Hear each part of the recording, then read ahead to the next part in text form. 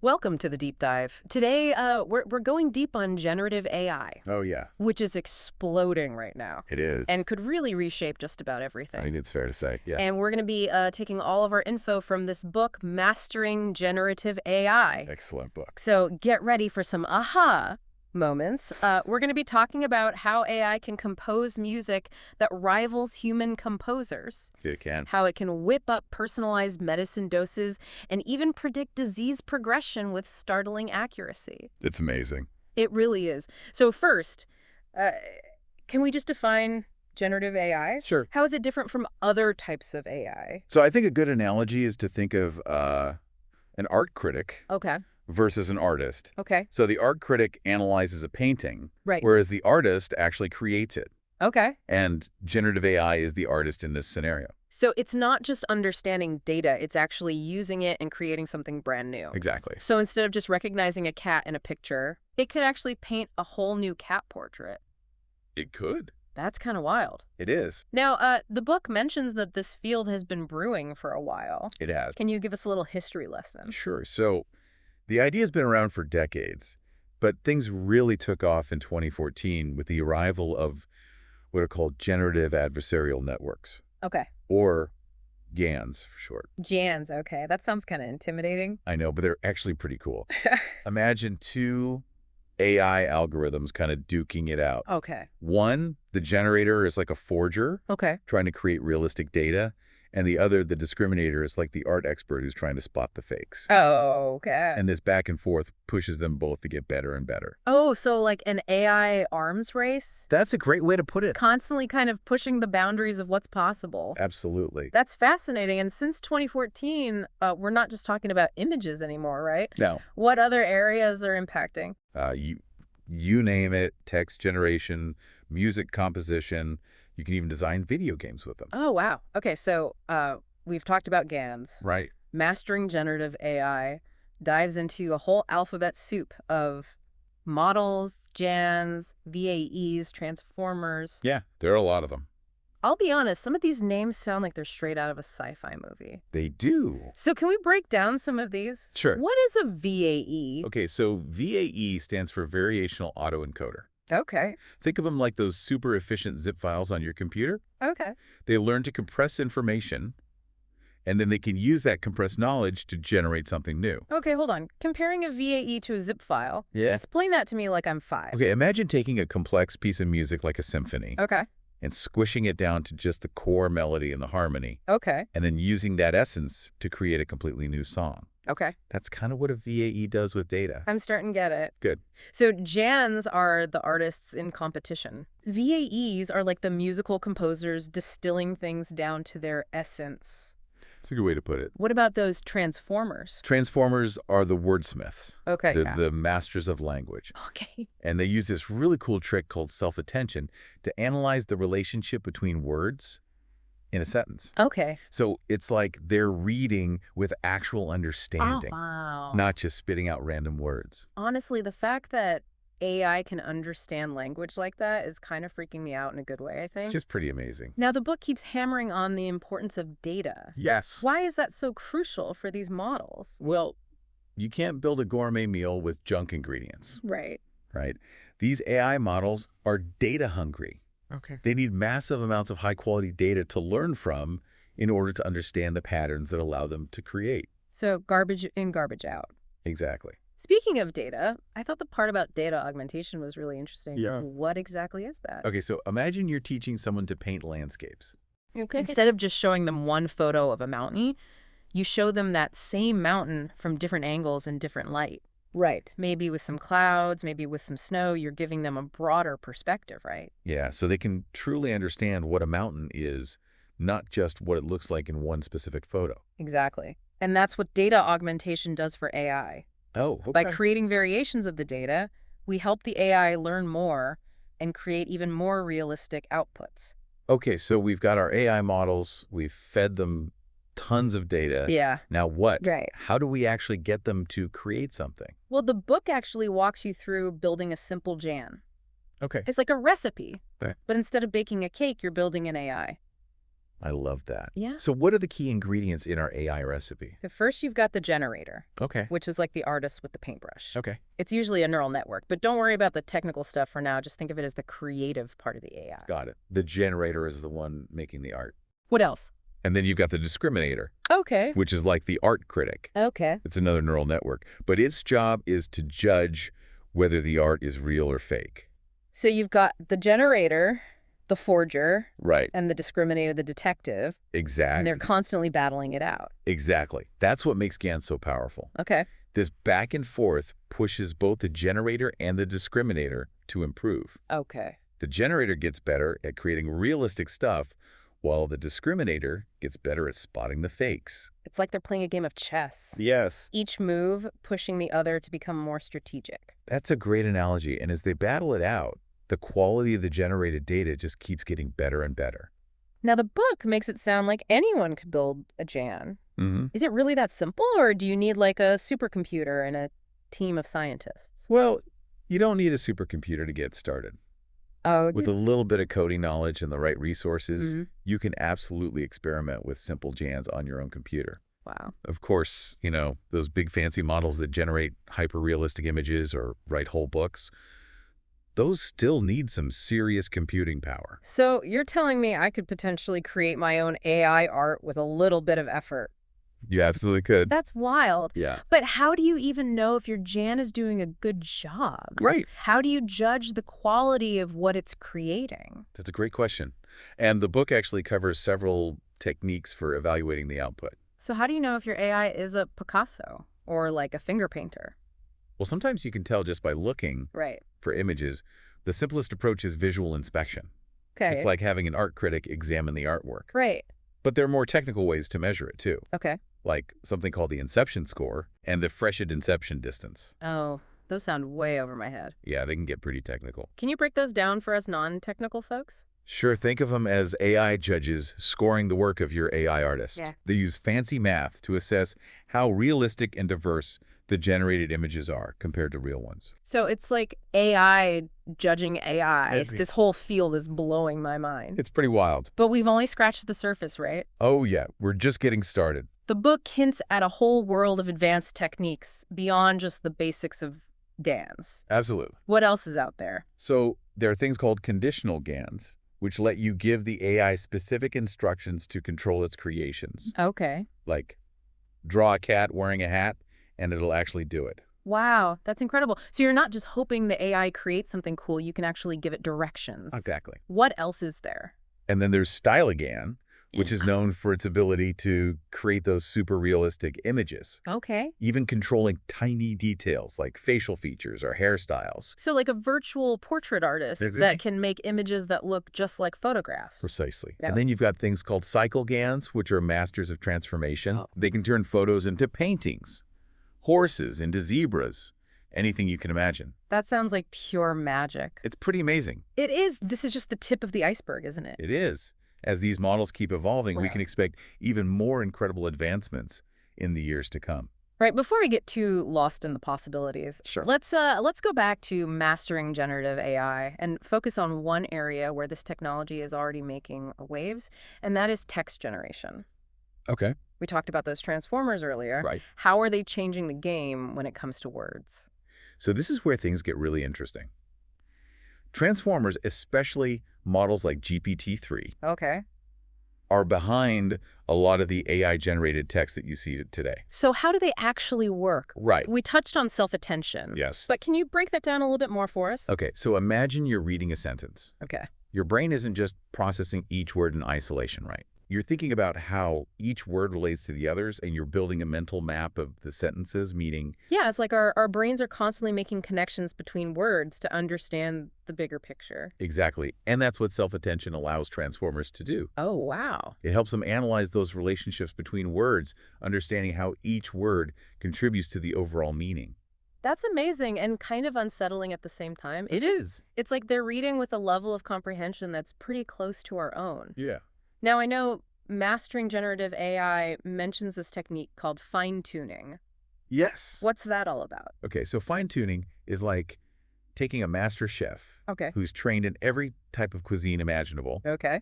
and then having them specialize in, say, French pastry. Okay. You take a pre-trained model, like GPT-3, which has already learned a ton about language, Right. and then you train it further on a more specific data set related to your task. So if you wanted to use GPT-3 to write legal documents, you'd fine-tune it on a bunch of legal text. Yeah, got it. Fine-tuning lets you adapt these powerful language models to specific jobs. Okay. Makes them even more effective. I can already see how this is revolutionizing things like chatbots and content creation. Absolutely. We're talking AI assistants that can hold natural conversations. Yeah. AI writers that can help you brainstorm blog posts. Wow. Even AI poets writing sonnets. It feels like we're on the verge of a whole new era of collaboration between humans and AI. Yeah, I think where these language models can amplify our creative abilities. But let's take a pause here and pick up this conversation after a quick break. that was good. Because we've got a lot more ground to cover, We do. including how all of this is coming to life in the real world. So are you ready to unleash your inner artist? I think so, with a little help from AI, of course. Of course. The book covers some pretty incredible examples, from generating art and composing music to building entire virtual worlds. It's mind-boggling. It is mind-boggling. And I think what's fascinating is that we're not just talking about AI replicating existing styles. Right. We're seeing it generate genuinely new and original creative works. Okay, let's start with art. Okay. I've seen some of the AI-generated art online, Right. and it's honestly pretty stunning. It is. How does it even work? So a lot of the tools that are used for AI art generation are based on those models that we talked about earlier. Okay. GANs and VAEs. Right. They're trained on massive data sets of images, and they learn to understand the patterns and the structures Okay. that make up different artistic styles. So it's like showing an AI art student Yeah. a million different paintings and sculptures, and then letting it loose to create its own masterpiece. That's a great way to put it. And the results can be really breathtaking. They are. We're seeing AI create everything from abstract designs to photorealistic portraits, landscapes, even sculptures. Mm-hmm. That's pretty amazing. It is. It's amazing to think that algorithms can capture the essence of artistic expression. Right. What about music? Yes. Can AI really compose original music? Absolutely. That doesn't sound, robotic. It can. AI music composition is another area where these generative models are making waves. So how does that work? So by training on these huge libraries of music, these models can learn musical harmony, melody, rhythm, even genre conventions. So it's like giving the AI a crash course in music theory and then setting it free to jam. Exactly. And we're seeing AI compose everything from catchy little melodies to full orchestral pieces and even pop songs. Wow, I can't wait to hear what AI comes up with next. I know, me too. Maybe it'll invent a whole new genre Right. that we humans haven't even thought of. That would be cool. So we've covered AI painting, Yes. AI composing music. Huh. What else can it create? Well. The book mentions virtual reality and gaming, Mm. which sounds incredibly exciting. It is exciting. Can you tell me more about that? So imagine stepping into a video game world. Where the environments, the characters, even the storylines are all generated by AI. So every experience would be totally unique and unpredictable, like a world of infinite possibilities. Exactly. That's what generative AI is starting to enable. Wow. Game developers are using these models to create these vast landscapes, populate them with realistic characters, Wow. and even craft narratives that change based on your choices in the game. So it's like having an AI game master. Yes. Who's constantly creating new challenges and adventures. Right. Now that's a game I'd love to play. Yeah, and it goes beyond just video games. Okay. Generative AI can also create realistic environments for things like virtual reality applications, training simulations, even architectural design. It's amazing to think that we're on the verge of blurring the lines between the real and the virtual, all thanks to AI. I think so. This technology really does have the potential to revolutionize so many aspects of our lives. It really does. And as we move forward with these advancements, I think it's really crucial to stay informed about the potential impact of this technology, Okay. both the positive and the challenges that it presents. So let's talk about the real world. Okay. Mastering generative AI dives into some really compelling case studies Yes, where this technology is already making a difference. it is. Can you walk us through some examples of how it's being used today? Sure. One of the most exciting areas is healthcare. Okay. The book highlights a case study where AI is being used to predict disease progression, Okay. particularly in things like diabetes and cancer. So this AI is predicting the future of my health. In a way, yes. How does that even work? These models are trained on tons of patient data, Okay. including medical history, genetics, lifestyle, even real-time data from things like wearables. Right. And by analyzing all of that, the AI can identify patterns that indicate how a patient's condition might evolve. So it's like having a virtual crystal ball. Yep. That can help doctors anticipate potential health problems and intervene early on. Exactly. That could be a game changer for so many people. It could. It really could. Now, mastering generative AI also mentions this case study involving marketing. Mm-hmm. I'm curious to hear how this technology is being used in advertising and branding. Right. So imagine being able to generate personalized blog posts, product descriptions, even entire email marketing campaigns, Okay. all tailored to the specific interests of each customer. That sounds like every marketer's dream, It is. to be able to create content that truly resonates with each individual. Exactly. And generative AI is making that dream a reality. Wow. These models can analyze customer data, they can understand preferences and behaviors, Okay. and then use that info to generate really targeted marketing materials. So it's like having an AI marketing assistant who knows exactly what each customer wants to see and hear. Exactly, and it goes beyond just suggesting products that you might like. Generative AI can also be used to design entirely new products based on consumer data. Okay. So imagine designing your own custom sneakers or furniture, all with the help of AI. Now that's a future I want to live in. I know, it's pretty amazing. The book also touches on applications in fraud detection and video game development. It does. Can you give us a quick overview of those? Sure. So in finance, generative AI is being used to fight fraud by creating synthetic transaction data Okay. to train systems that can spot suspicious activity. So it's like giving the AI a crash course in all the ways fraudsters try to cheat the system Right. so it can stay one step ahead. Exactly. That's brilliant. And in video game development, generative AI can create massive game worlds, design realistic characters, and even generate storylines that change based on how you play the game. It's like having an AI game designer Right. who's constantly creating new possibilities for exploration and entertainment. Exactly. And I think these real-world case studies are really inspiring. They are. It's clear that generative AI is already having a major impact. Yeah. And it seems like we're just scratching the surface of what's possible. Absolutely. The potential is truly limitless. It is. And as we continue to explore these possibilities, mastering generative AI really emphasizes the importance of staying informed about the potential impact of this technology. Yes. Both the positive and the challenges that it presents. For sure, in our final segment, we'll dive into some of the key trends and future directions for generative AI. Okay, sounds good. Okay, so we're back and ready to wrap up our deep dive into generative AI. Sounds good. We've covered the basics. We have? We explored some pretty amazing applications. We have? And now it's time to, I guess, gaze into the crystal ball Okay. and see what the future holds. All right. Mastering generative AI hints at some really revolutionary possibilities. Exactly. What's coming next? Well, this field is moving so fast that it's really hard to predict. Right. But one trend that the book highlights is the rise of what's called multimodal AI. Multimodal AI. Okay. Yeah. I'm intrigued. What's that all about? So right now we've got AI that can generate text. Right. We've got AI that can create images, AI that can compose music. Right. But what if you could combine all of those into one super AI? Okay.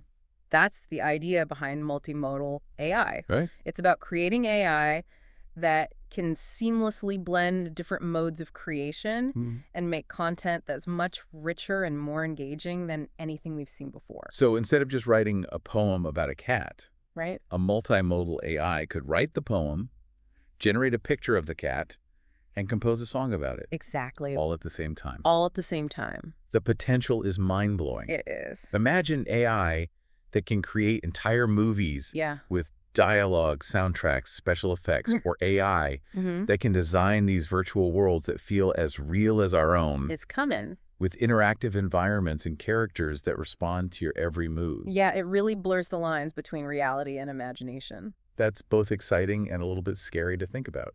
It really raises some big questions about what creativity really is. It does. And how AI will change the way we create and experience art. Right. But mastering generative AI reminds us that these are tools. All right. and it's up to us how we use them. Now, the book also talks about some potential innovations that sound like straight out of science fiction. It does. What are some of the things that researchers are working on that could have a really huge impact in the future? So personalized medicine is a really exciting area. Okay.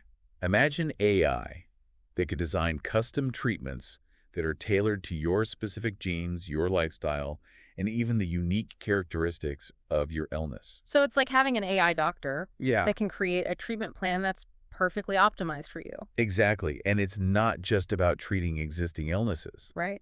Generative AI could also help us prevent diseases in the first place Okay. by identifying potential risks early on Oh, wow. and suggesting personalized strategies to stay healthy. It's like having an AI health coach that's always Yeah. looking out for you. Exactly. No, the book also mentions using generative AI to speed up scientific discovery.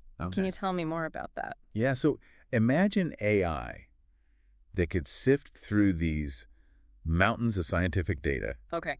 spot patterns that humans might miss, Right. and even generate hypotheses Okay. that could lead to breakthroughs in fields like medicine or material science or climate change research. So it's like having a superpowered research assistant It is. that can help us unlock the secrets of the universe. Yeah, that's a good way to put it. That's incredible. And what about more everyday applications? Sure. Imagine AI that can personalize your education, Right. tailoring learning experiences to your unique needs and interests, or AI that can automate all those, Yes. boring, repetitive tasks that take up so much of our time. Right. It sounds like generative AI has the potential to change just about every aspect of our lives. It really does, but I know there are also potential challenges that we need to consider. Yes, of course. What are some of those? Well, I think one of the biggest is making sure that these AI systems are developed and used responsibly. Okay. We need to be careful about potential biases Right. and make sure that these systems are used to benefit everyone, not just a select few. Absolutely. And I think it's also crucial to remember that AI should be a tool to empower us, Right. not to replace us entirely. So it's not just about the technology itself, it's about how we integrate it into society Yes, in a way that's fair and beneficial for everyone. exactly. Well said. And on that note, I think it's time to wrap up our deep dive into generative AI. Okay. Mastering Generative AI is a fantastic resource for anyone who wants to learn more, I agree. and I highly encourage you to check it out. You should. This field is constantly evolving. Yes. There's so much more to explore. There is. But I hope this deep dive has sparked your curiosity Me too. about the amazing possibilities of generative AI Yes, and given you a good foundation to build on. it should have. Thank you for joining us today on the deep dive. It's been a pleasure. Keep exploring, keep learning, and until next time, stay curious.